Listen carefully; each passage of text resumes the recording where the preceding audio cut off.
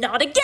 Because what do you mean that Korra died young? What do you mean? What do you mean that she's humanity's destroyer? What do you mean? I thought that we were past having to defend Korra. I thought that the hate may have subsided, but no, of course not. Of course not. Of course. Because how can people say that Korra didn't go through or deal with as much pain or things as Aang? How can we say that Korra was not a good avatar? How can we say that Korra didn't go through anything? Korra got her bending taken away, which caused her to basically almost herself. She literally basically had her soul sucked out of her. She had to watch all her previous connections to the previous avatars slip away, and there was nothing she could do. She was told that she would be the last avatar and that everything was her fault. A crazy man poisoned her that left her unable to walk, dress herself, cook for herself, do anything for herself. And we end up seeing that she has PTSD, she has hallucinations, watch her have to deal with her trauma and all the things that she's gone through, and we don't really see that in Avatar: The Last Airbender. We don't really see that with Aang at all. For everyone who says that Korra has no development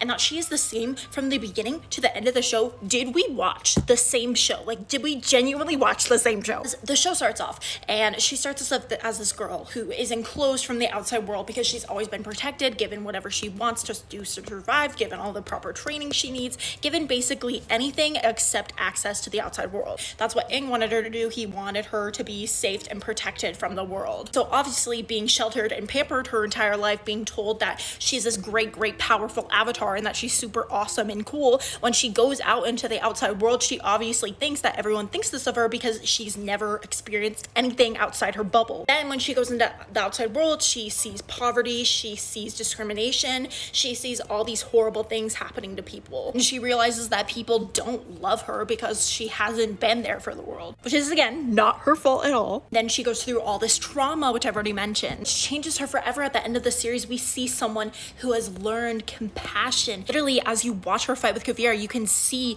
how compassionate she is now. It's no longer that cocky avatar we met at the beginning of the season. She's matured so much and developed so much throughout the show. That continues in the comics. And like, I named my cat after Korra. They can never make me hate you, Korra. Should I make an hour-long video essay on this? What do you think, Korra?